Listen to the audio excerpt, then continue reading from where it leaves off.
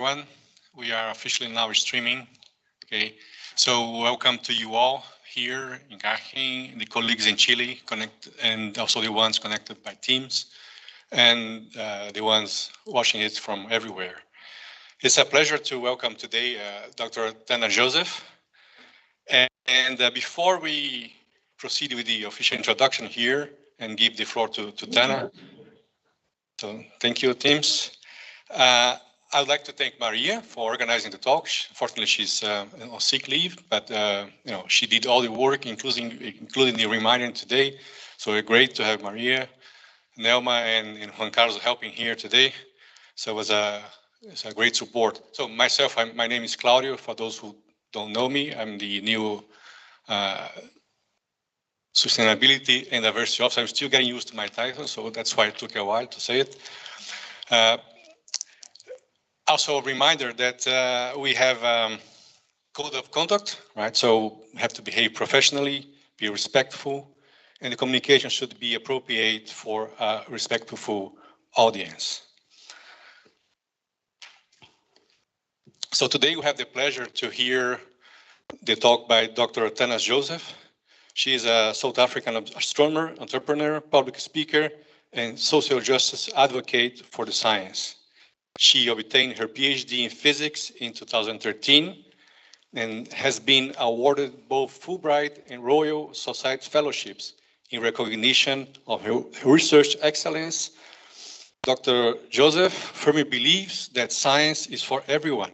In 2018, she founded her own science, technology, engineering, and math, STEM, communications, and equity, diversity, and inclusion, ADI, consulting company, AstroComms.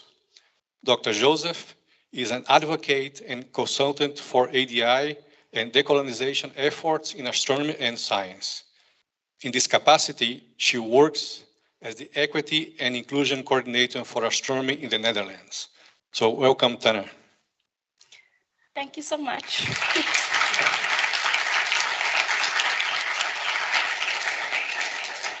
Thank you so much for that introduction. I want to immediately give a shout out to Maria and Claudia and the rest of the organizing team on the technical side as well for putting this together and getting me out here to Garching. It's my first time out here.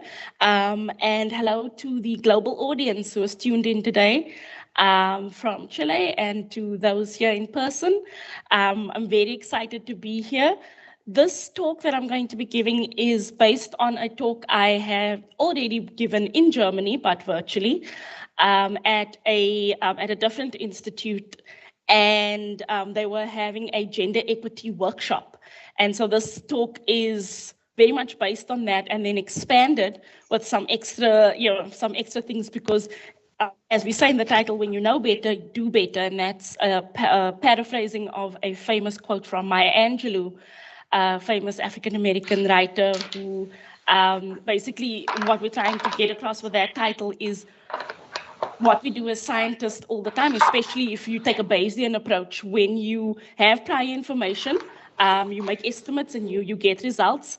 And then when you get more information, you update your priors, you update your models, you update your understanding of what's going on. And so this, when you know better, do better is it should be quite intuitive to us as scientists, but it's also a way to do all sorts of different things in life. And today we're going to be talking about how as we know more and learn more about gender equity and how to potentially achieve that, we start to update what those terms mean, what gender equity can look like in science academia, and so on. So without further ado, let's jump in.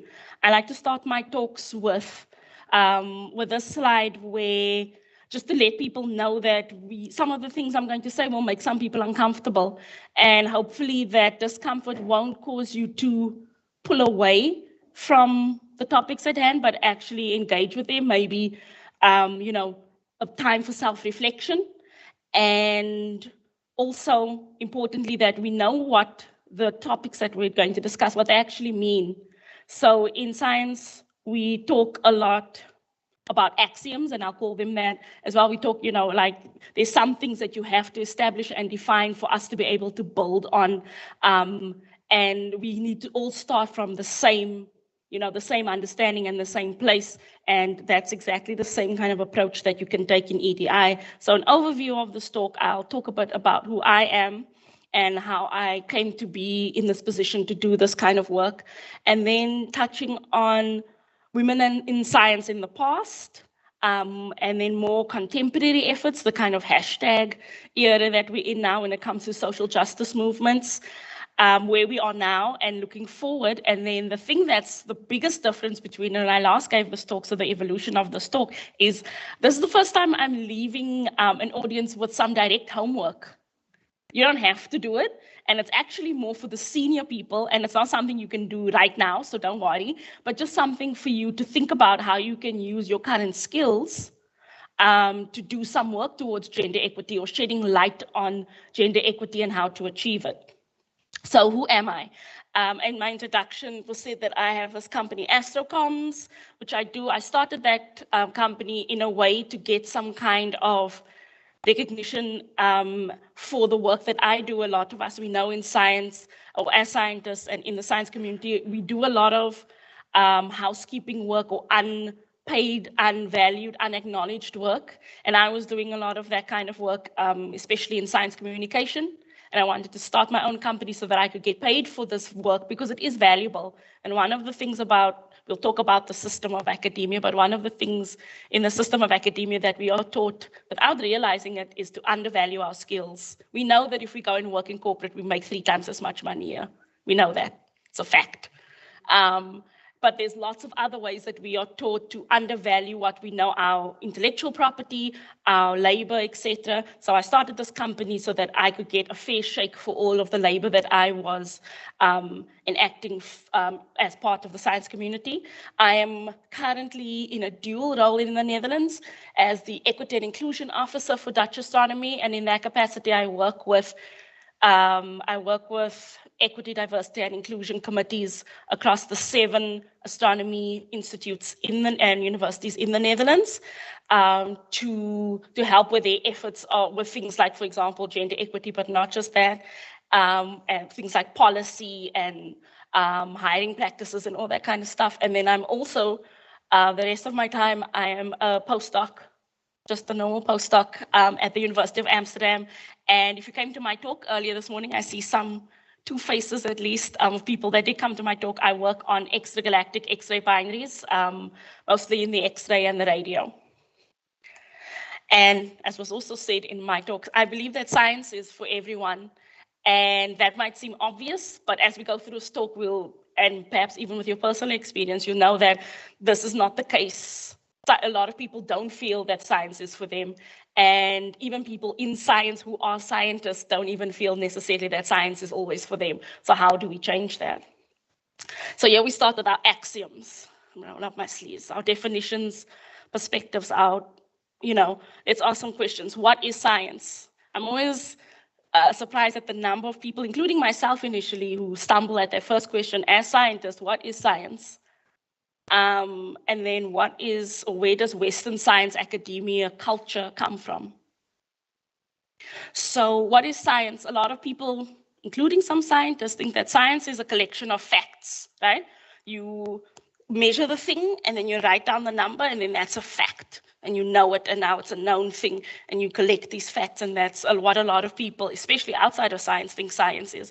But science is a lot more than that. And it's a lot more complicated. So there's this, I think he's a former academic, Jonathan Marks, via this tweet by Professor Chanda Prescott-Weinstein. And if you're on Twitter, I suggest that you follow Professor Chanda. She's great. And they have a 3-part definition for what science is. And these 3 things, as they say, are intertwined. So science is a series of techniques. So that thing of collecting facts and measuring stuff. So that's one part of it. But it's also a community of people. We are science. We make the science happen. Science isn't a naturally occurring thing in the universe or in the world. It's a thing that people made and that people do. So it's about people, a community of people.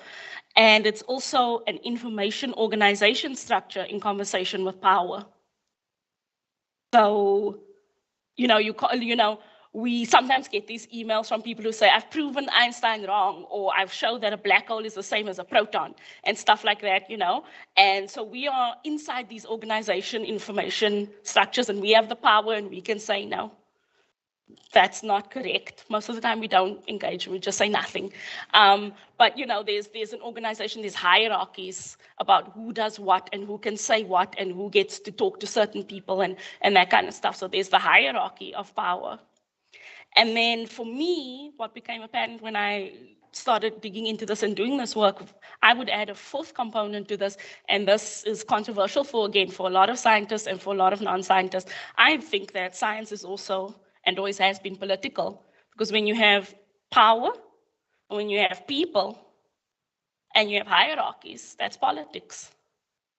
It's political that political decisions were made when ESO built telescopes in Chile. And you had to sign, earlier on in my science talk, I spoke about Meerkat, the South African SKA precursor telescope. It was a political decision to choose South Africa, who had never ever built a radio interferometer before, for South Africa to be chosen to build the world's biggest radio interferometer, the world's biggest science project, given to a country with no experience. And that was political because we made a strong political case about how it's going to help our economy and help our people that was separate from the science. It's political about who gets funding, where you get to do your science, who gets recognition. This is all politics. And we might not want to think about that, but it's true, because we also know that, when you vote in different parties in national elections in different countries, your budget gets cut or increased, your science budget gets cut or increased, because politicians decide what's important. So in a very real way, in a very tangible way, all the way up to, multinational government organizations, which is what ESO is, there's politics in science, and we can't separate those out. So the next question then is, what is Western science academia?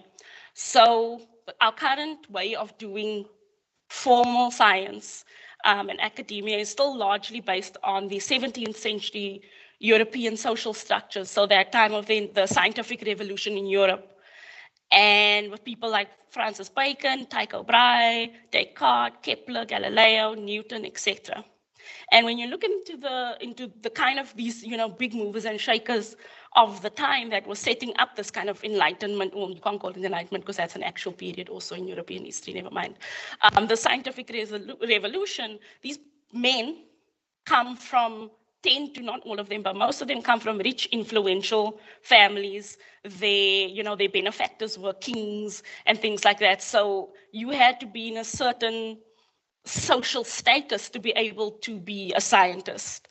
And I don't know, I'm a big fan of memes. You'll see some memes coming up in the talk. During the pandemic, when it just started, who saw that on social media, that meme about, so Isaac Newton went into lockdown with the plague in Cambridge, and he came up with calculus. What are you going to use this lockdown for? Who saw that meme? Who wanted to throw their device across the room because they were at home and terrified for their family? They were alone. I was scared. I was in Manchester in the UK. I didn't know if I was ever going to see my family again. I was in pieces. I did not want to be told that as a scientist, I need to hunker down and invent calculus. But that's what he did. So why aren't you sciencing like a boss? Also, shout out to Leibniz. We're in Germany. Shout out to Leibniz, co-inventor of calculus. Let's not give Isaac Newton all of the credit. Co-inventors, credit where credit is due. That's a big part of EDI as well, recognizing everyone's work. So let's now look at why that meme was so infuriating, at least to me, is that academia as it stands and built on those, built around those kind of people it's a structure or a framework that disadvantages people who have family or caring responsibilities, which largely falls on women. If you are religious, you are often ridiculed in scientific circles. Again, this is in Europe or in the global north or in Western science. In Africa, science and religion sit very comfortably together, and many of my African colleagues are very open about that. Their social media bio will be, child of God, astrophysicist, and those two things, there's no tension between that. So there, in that way, I think the Global North can learn a lot from African science in how to ease that tension, and that those two things aren't in opposition. But as it stands in the dominant culture, religious people, disabled people, having some reason, for instance, not to participate in alcohol consumption as socializing. Whatever that reason is, whether it's a medical reason, a cultural reason, a religious reason, whatever the case may be, we all know that a lot of science networking happens around drinking alcohol, and you need to be open to that if you don't want to miss out on opportunities. Science academia is also seen as, and is, there's evidence to show this, as a luxury for people who come from socioeconomically disadvantaged backgrounds. So we know that your socioeconomic class is a big driver in terms of you staying in science. And that harkens, like I said, back to those examples I made. If you had a king paying your way all the time, you get to stay at the night sky all you want, you know? You don't have to worry. If you're Sir Isaac Newton, who had a house full of servants, no wife, no kids to worry about, the servants fed him and clothed him, of course he's going to come up with calculus. All he has to do is think and occasionally stick needles in his eye. That's a real thing that he used to do when he was doing optics. You can look it up.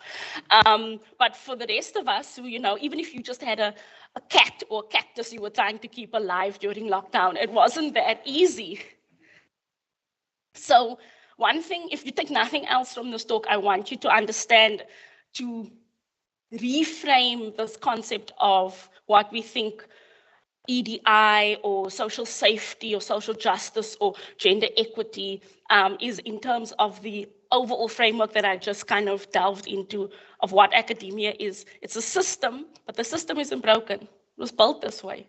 It was built for people who are wealthy enough not to care about the low salaries that we get, who have all the time to work on weekends or work nights, who are free to socialize after work and get a bit buzzed and chat to people, who, you know, the system is built for a very specific subset of people. And as we let more people from different walks of life and experience into our organizations, as we're trying to do, we start to push up against the system and we start to say, oh, the system's broken.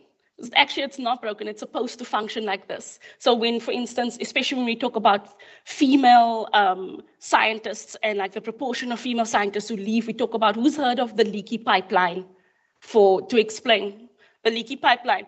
Thank you. To explain why women leave. They're like, oh, they leave at the master's level. Oh, they leave at the, it's not a leaky pipeline. The system is built this way. The oppressive structures that exist in wider society are also at play here in academia, because a lot of scientists and non-scientists think that scientists are robots. We have no feelings, no emotion. We know what our biases are. We're too smart, especially in the hard sciences. We're too smart to be bigots. We're too smart to be sexist. We're too smart to be ableist. We're too smart to be racist. And that's obviously nonsense. We know it's nonsense. We're just people. Just because you're good at maths doesn't mean that you can see you're not blind to your own biases. And sometimes you're not even blind. Some people are proudly bigots, and it's gross and weird. And so this idea that the system is broken is wrong. It's not a leaky pipeline. The pipeline was supposed to push women out because women are supposed to be at home looking after the kids. Disabled people aren't supposed to be in our buildings. That's why we don't even have a ramp.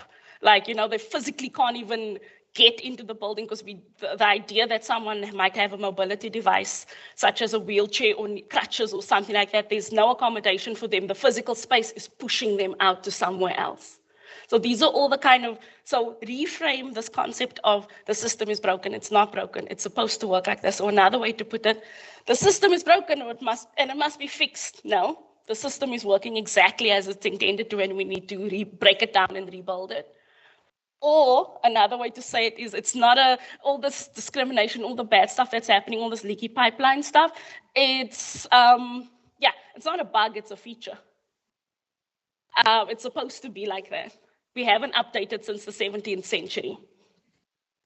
So, specifically zoning in now on women in science, and even the fact that we in Europe like to, I won't say the global north, it's pretty much a European issue. In Europe, you talk a lot about gender equity, women and girls in STEM, International Day of Women and Girls in STEM, because you're terrified to talk about race. In South Africa, it's all we talk about. In the US, we talk about it a lot.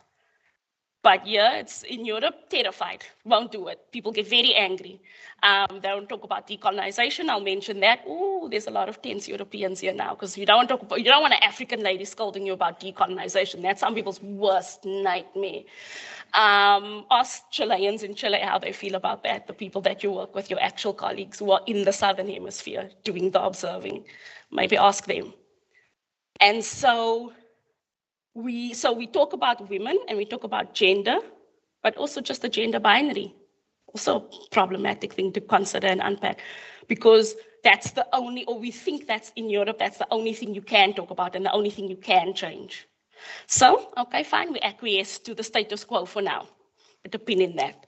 So women in science in the past, let's talk about erasure and privilege. A few years ago, privilege was that buzzword where, you know, someone said something you didn't like, you stopped them, you said, check your privilege, or something like that. And now we don't talk about it so much. It fell out of fashion, but I'm bringing it back. You know, fashion works on like a 20-year cycle, so we're about 10 years too short, but fine. I'm a scientist, I never claimed to be fashionable. So let's define these things. Let's start with the axioms. Erasure. So the erasure is this idea of a collective indifference that makes certain people or groups invisible. So we decide that we don't care about those people because it's awkward, it's inconvenient, and makes us uncomfortable, or it benefits us to ignore bad things happening to certain groups of people. And so we don't talk about their stuff, or we don't record their achievements, or we don't acknowledge the things, contributions that they've made. So that's the idea of erasure, and you can see possibly, unfortunately, from your own experience, perhaps how that might have happened to you. And then privilege is not the opposite, but on the other side of the spectrum, privilege is about unearned access, social advantage, prestige, respect, benefits that are given to a person due to their membership in a certain social group. And again, now a lot of people, it's very quiet and a lot of people very nervous because a Black African lady is telling a bunch of mostly white people in Europe, talking to you about privilege. Let me tell you about my privilege. Spoke about this at lunch. There's hidden privilege and obvious privilege. I'm Black and I'm an African. And I'm a woman. And so that puts me in a lot of people's minds in a very underprivileged demographic. I'm actually from especially an African perspective, an extremely affluent background. Both my parents are homeowning university graduates. I'm a third generation homeowner. When I moved from South Africa to the United Kingdom, a first world country, for my PhD, that was the first time I ever lived in a place where I didn't have pay someone to clean my home. So I moved to the first world and I had to clean my own toilet for the first time. Because when I'm in South Africa, I'm rich enough that I grew up with living nannies, with a swimming pool, with French lessons, European holidays. So very, very comfortable, very well off, lots of what we call social capital. And that puts me a lot in contrast with what people think when they see me, when they hear about my background. You have this idea of what an African is supposed to be exposed to. And I'm like, no, I come from a city of 4 million people. The first time I ever saw a bat was in England, because I live in a big city of 4 million people. I don't know about rural stuff at all. I saw a bat in England and I was like, what is that? And my British friend said, that's a bat. And I said, take me home immediately. That thing has rabies. Because So my lived experience is one of very comfortably middle class. And so I had a lot of privilege that I had to unpack in myself. And it's not easy, it's not nice, but you need to be honest with yourself, because otherwise, if you're interested in doing EDI work or social safety work or making the world a better place, you first need to start with yourself and be honest with who you are as a person.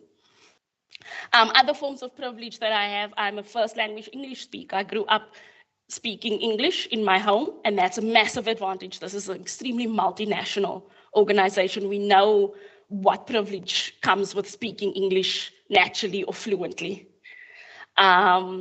I do, of course, have a strong South African accent, and that's one of the reasons why we have subtitles here today as well. But still, yeah, so things like that, small things like that you think aren't important, unpack that in and of yourself. Think about things that make it easy for you to navigate the world that might not be obvious. So here's an example. Let's start with women in science, again, Western/European science. We don't have enough time to go into non-Western sciences and how far back that goes, et cetera, et cetera. So let's start with from the 1600s to say early to mid 1900s. Yeah, we're so far into the 21st century now that you can say stuff like the late 1900s and me 1998, when I was already in high school.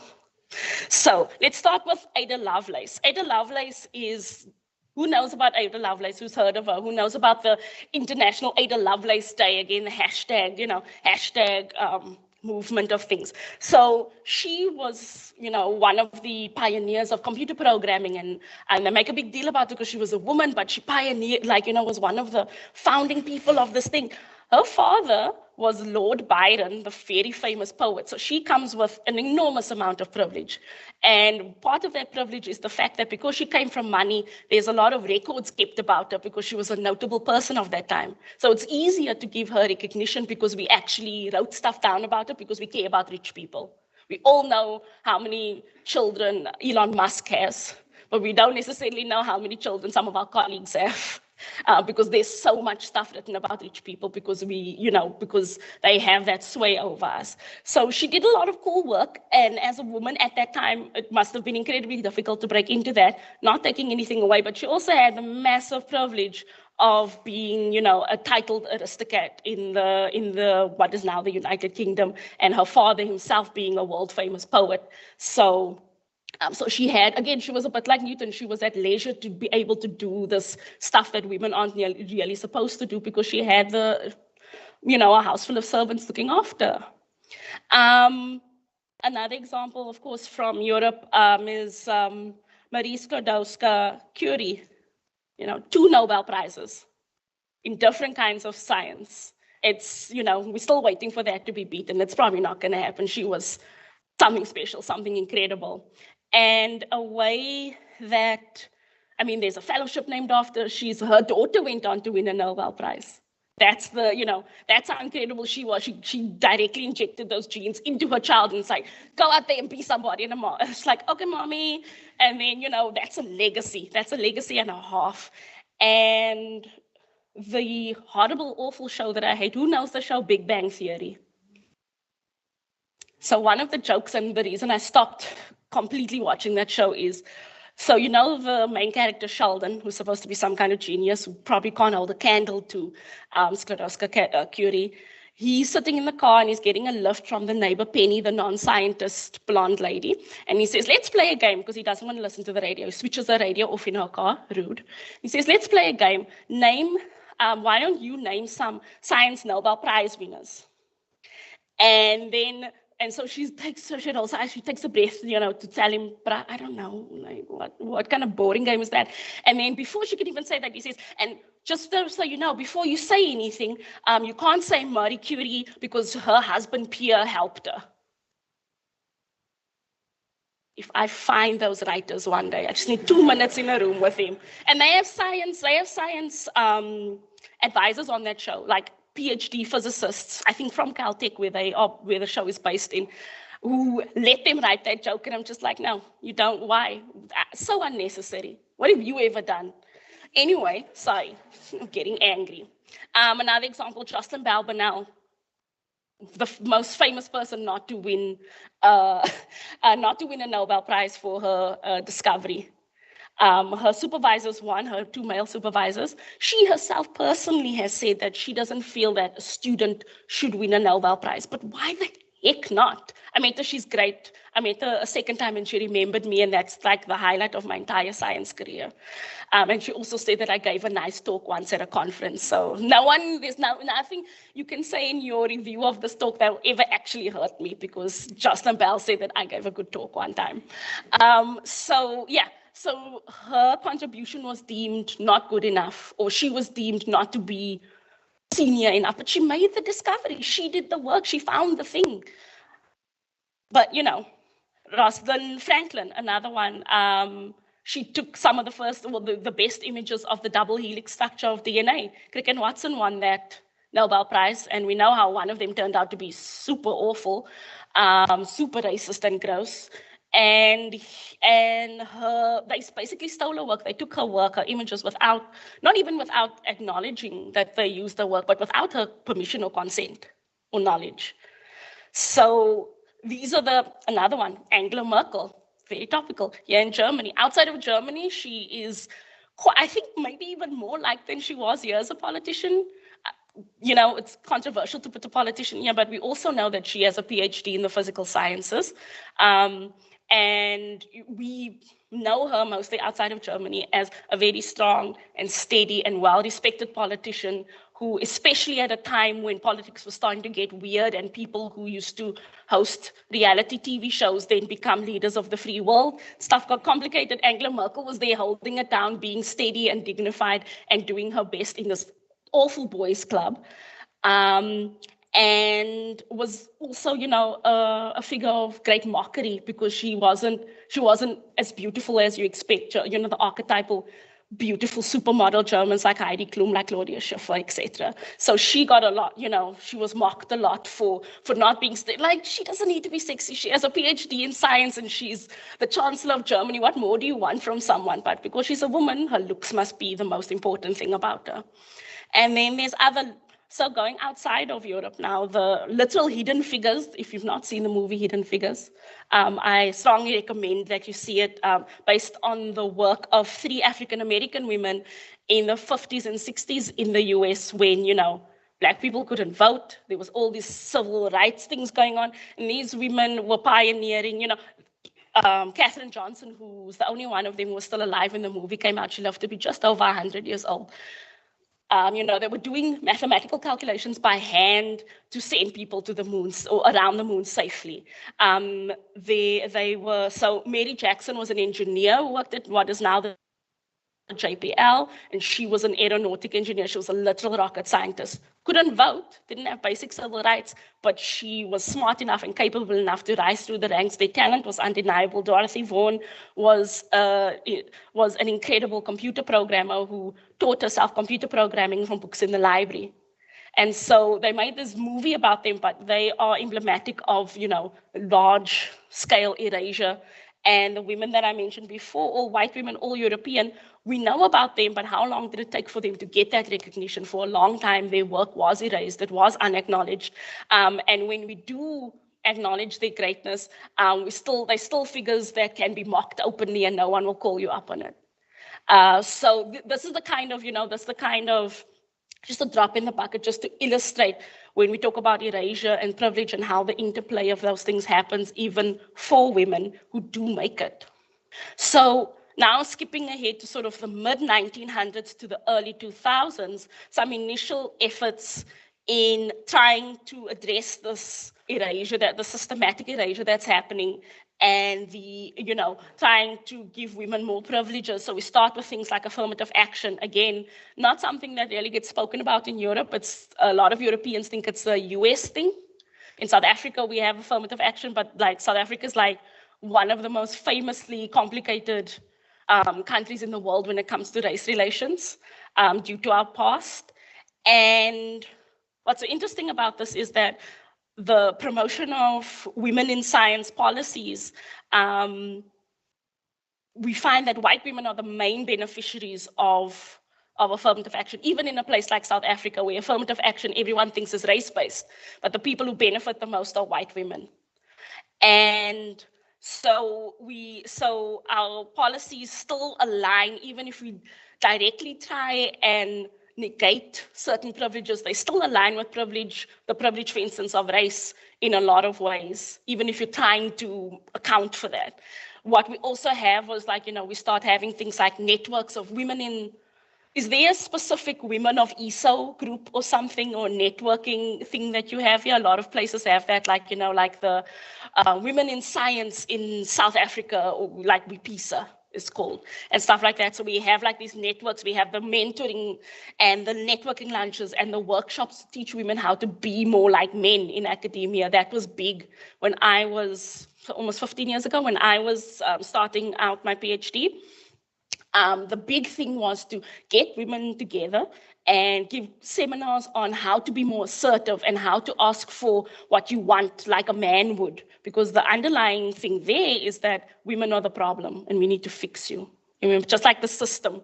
The system is broken and we need to fix it now. It's supposed to work like that. The women aren't broken. We are trying to work in spaces and navigate spaces that aren't set up for us. And so this idea that we had these workshops where, we were getting suggestions like freeze your eggs to focus on your career. What PhD student has freeze your eggs money unless you come from family money? I don't know, we're not making freeze your eggs money as far as I know. So that was genuinely suggested to us. Like, be more like a man and delay your childbearing until a time when you have a permanent position or something like that. So, not really realistic or useful or practical in any way. So that kind of fell by the wayside, where we started to realize women aren't the problem, the system is the problem. But it's not broken, it's supposed to be like that. It's a feature, not a bug. So all these things that we were doing at that time, someone actually stopped in 2018, there was this big paper that came out. Of course, a lot of ructions at the time, where they looked at the rate of, so this is across all science, including biological sciences, earth sciences, and computer science.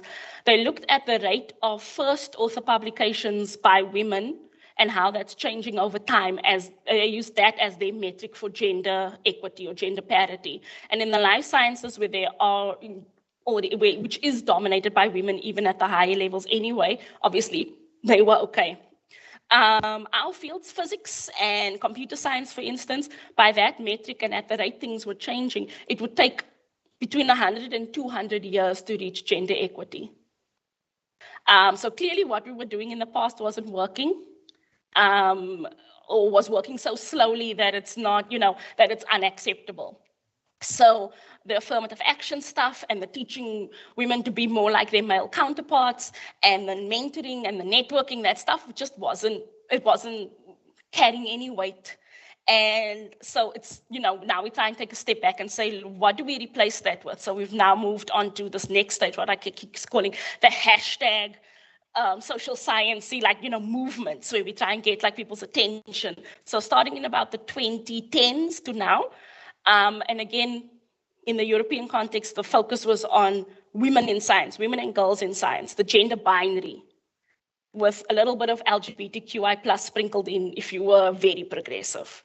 I can tell you that in the African context, you're going to get nowhere with the rainbow flag.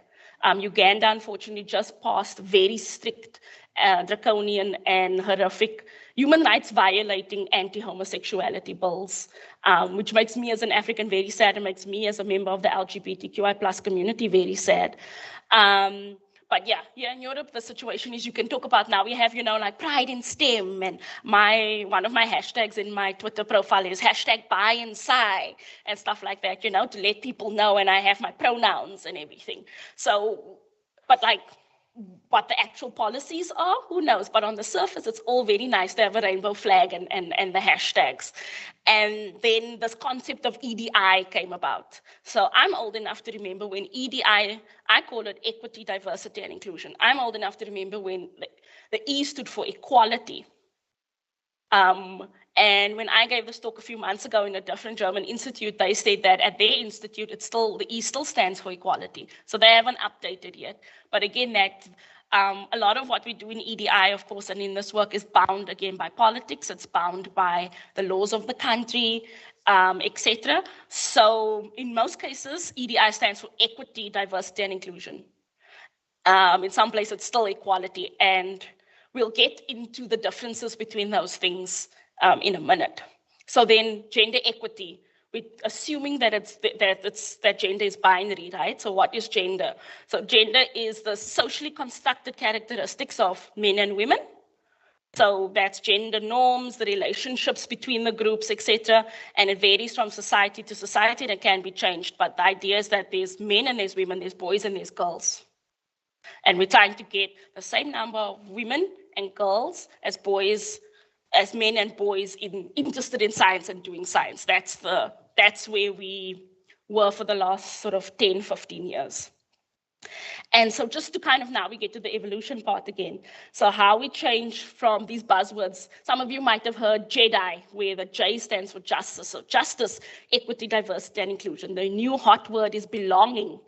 Sometimes people throw in accessibility. So I've seen acronyms IDEA. So inclusion, diversity, equity, and accessibility. Culture is now the other big thing. So sometimes you see CEDI.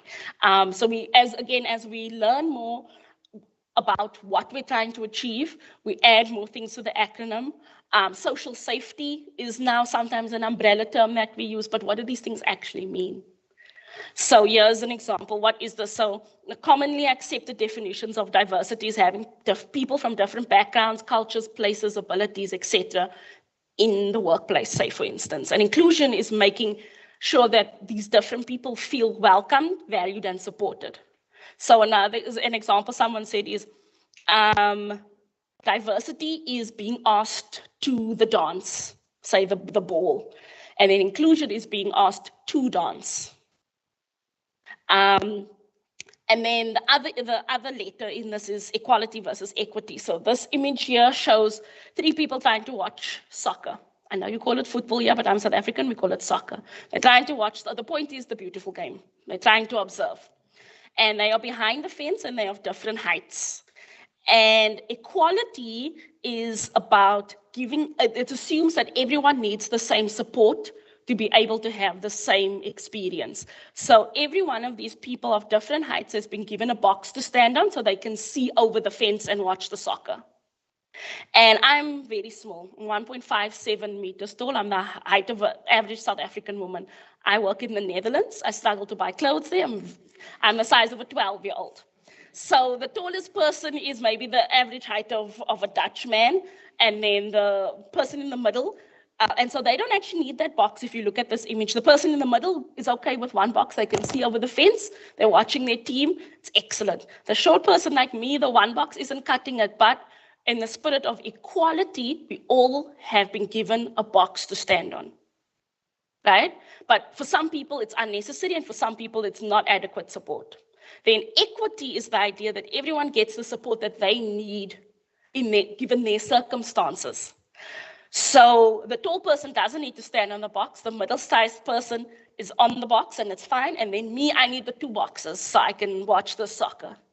Now, something that might jump out at some people, depending on how your mind works from this image, is, can you see any unintended consequences from this?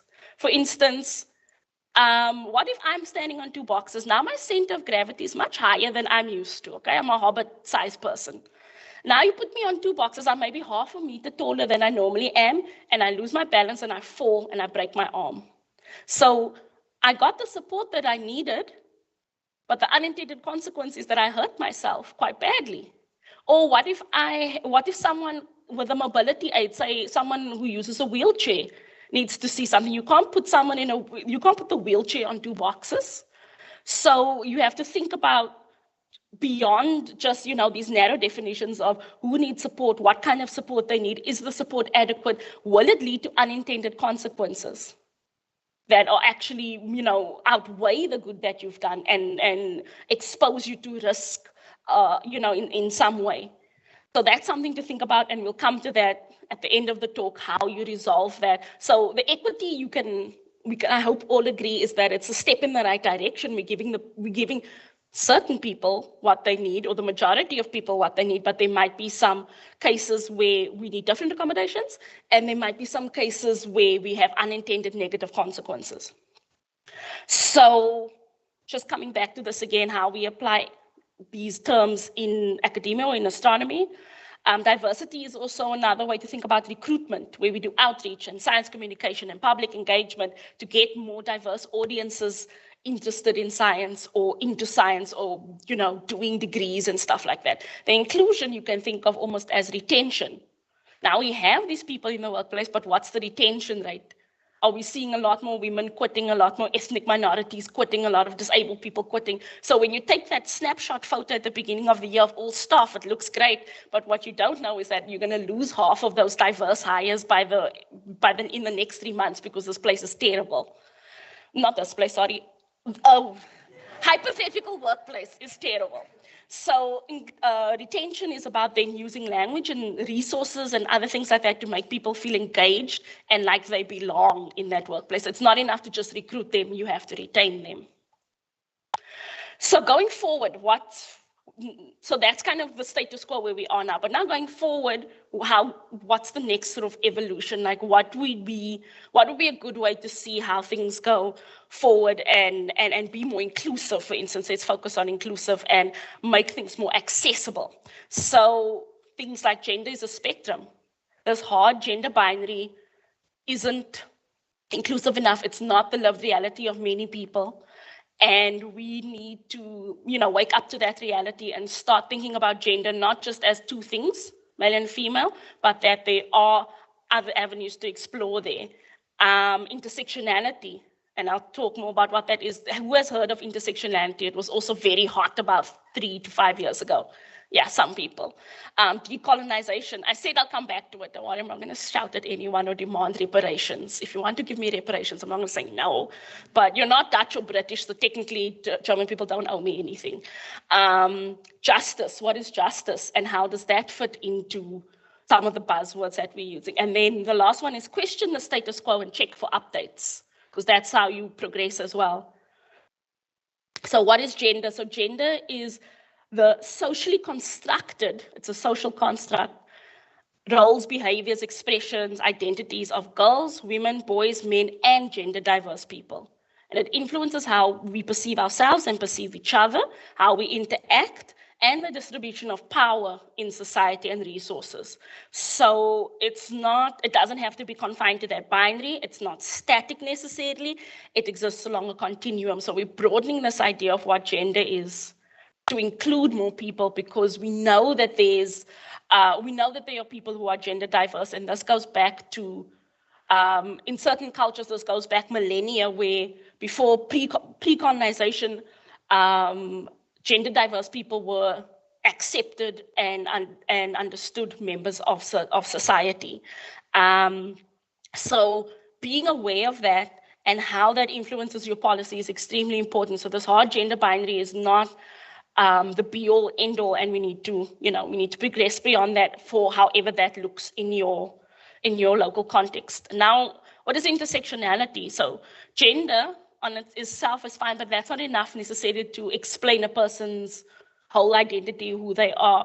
There's other categories like class, which I've talked about myself. There's ethnicity, religion, your disability status, your nationality, your sexual identity, and how these things come together in various groups or political identities to create a superposition. Let's use some quantum mechanics language, a superposition of discrimination and privilege. So I use myself as an example.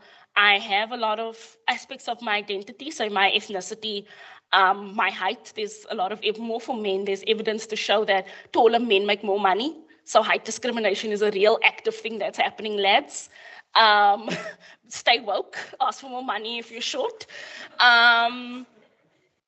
And hidden things like my sexuality, I'm bisexual. That's not necessarily obvious when you see me. You don't know necessarily unless I tell you, or if I let slip accidentally about how I grew up with a swimming pool, that I come from a lot of money. So how these things come together, depending on the circumstances, depending on a specific scenario or setting that you find yourself in, these different parts of your identity form together to make you, but also to put you at an advantage or a disadvantage, depending on what's happening. And this term was coined in 1989. So in the late 1900s by Professor Kimberly Crenshaw in the US. And one thing just to kind of mention is that I know that, again, in Europe, a lot of Europeans have this idea that, especially when it comes to race and racial tension and that kind of thing, that they say that's a US thing. Why are you importing US terms and US concepts and US problems into Europe? We don't have those problems here. I'm a black person in Europe. Let me tell you, you do. You absolutely do. It's not something you can get around. And if you want to approach it in a useful, holistic way, intersectionality is a good framework to start from. It's not necessarily, the only framework or the final product, but it's moving one step beyond just looking at one aspect of who a person is, which is the gender binary. So another thing to consider when we're talking about gender equity is decolonization. So in the classic sense, decolonization is the action or the process of a state withdrawing from a former colony and leaving it independent.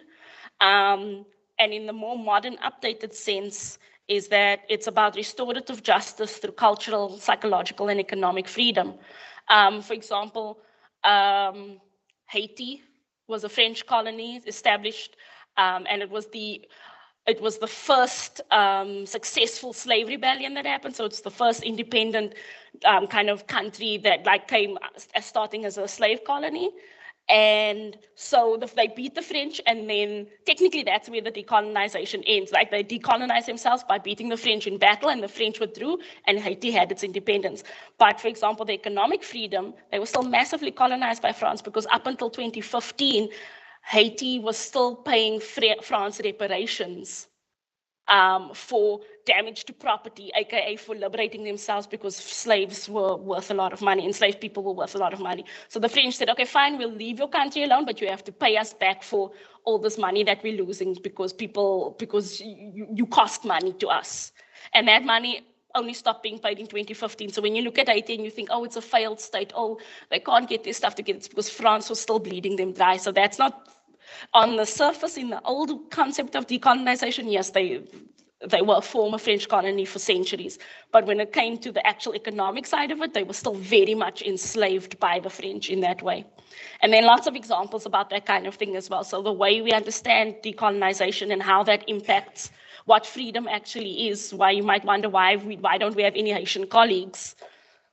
Because they've been massively impoverished for centuries, because they are victims of their own success. They freed themselves and then became economically enslaved, and everyone just turned a blind eye to it. Right? That's the erasure. We just decide, the powers that be just decided, no, it's fine, we're just going to let Haiti pay that penalty for trying to free themselves. And we're not going to sanction France or talk to them and say, maybe don't be so weird about it. Take the L and keep it moving. No. So another way to apply it to academia is that decolonization in academia goes simply beyond racial redress, and it aims to connect the center of knowledge production with the society that it's producing this knowledge for. And my definition, that's such a fancy way to say it, is it's not just about erasing colonial structures and culture, but also about acknowledging, centering, and supporting indigenous knowledge systems. And there's a lot that can be said about that, and there's a lot of people that take great umbrage to us talking about indigenous knowledge and indigenous ways of knowing. Richard Dawkins is someone who talks against that a lot, and I don't agree with anything that he says on those topics.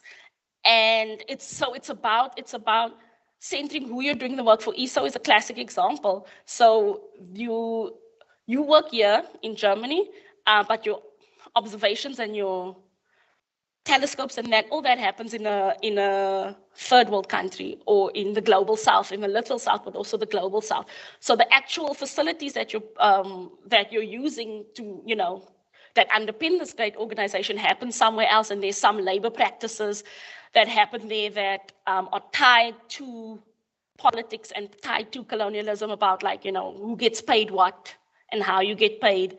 And there's a big divide there. And the idea of building telescopes on indigenous land, Meerkat has done it, ASCAP in Australia has done it, ESO has done it.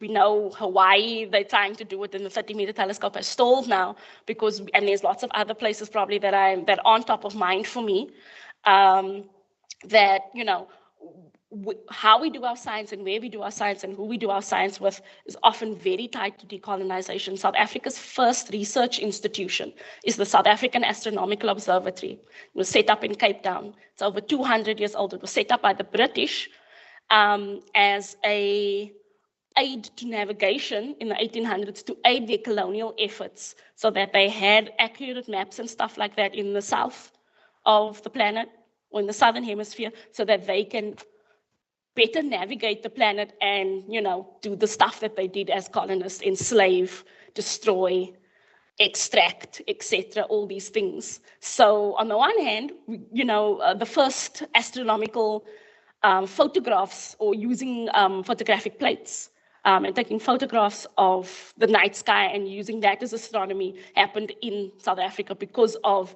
them setting up this observatory. But the purpose of that observatory was to further their colonial efforts. So there's lots of examples like that where specifically, not just science, but specifically astronomy goes hand in hand with oppressive efforts to, subjugate people. And we need to start unpacking that as well and think about how that impacts the work that we do as scientists. So now, one of the second last slide. What is justice? I said we need justice. So here we revisit the soccer-loving people. So the equality is they each have a box. Some don't need it. Some need more than just a box. The equity is they each have the number of boxes that they need to be able to watch the soccer. But the justice, and again with the unintended consequence that little one can fall off that box and really hurt themselves. So they got the support, but possibly unintentional negative consequences. The justice is about addressing the root cause of the problem. So the root cause of the problem is actually the fence. So if you change that fence to a chain link fence, then no matter what height you are, the fence is no longer blocking what you're seeing. And so you don't need to stand on boxes. So someone with a mobility aid, say a wheelchair, can just roll up next, behind the fence next to you and also watch. So you don't have to build a ramp.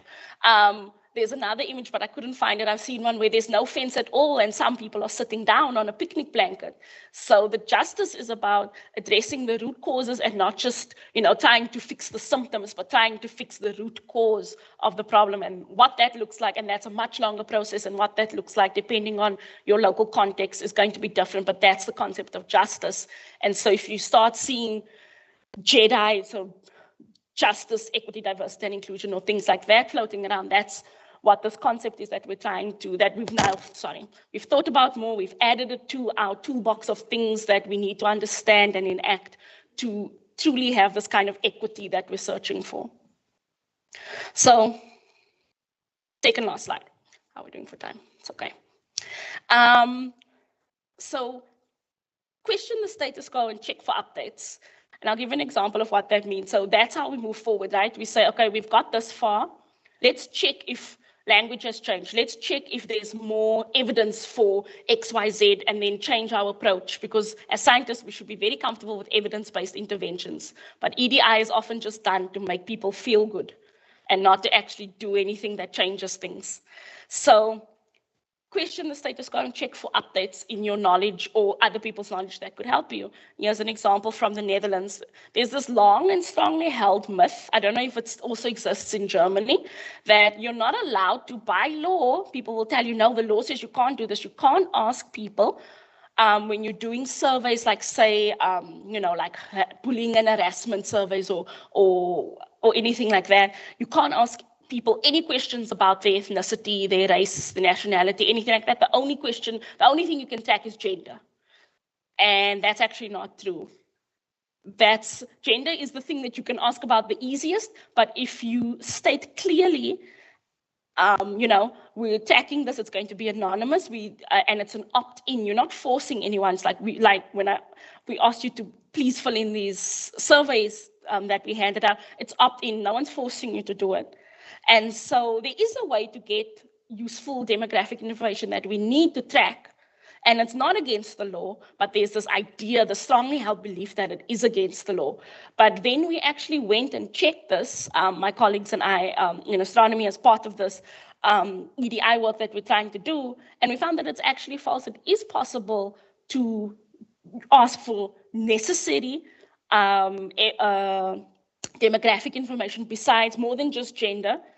And so some of my colleagues that I'm working with on a work climate survey now in the Netherlands, they did it with the EHT consortium, and they've had the same issues where the EHT people were like, you can't do that, and they went and consulted lawyers and they found that you can do it. You just have to say it's optional, and you have to say why you need this information. It has to be shown to be necessary, but it's not entirely legal to ask, as long as you do it very carefully.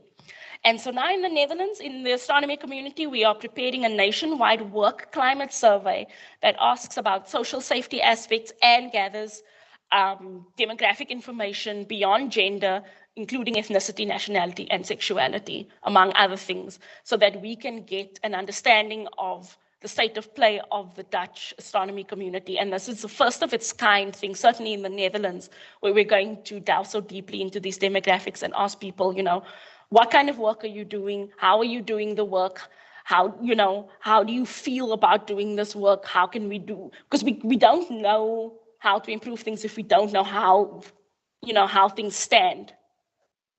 And so a first step in that is this work climate survey that we're preparing to roll out in the next 2 or 3 months. And I'm very excited on that. And there's a group of us that are working on this. And so it's not a secret, people know about it, but in general, the astronomy community hasn't been formally told, but I guess you're getting a sneak peek of this. I should probably send an email out at some point once we finalized it, just to let people know.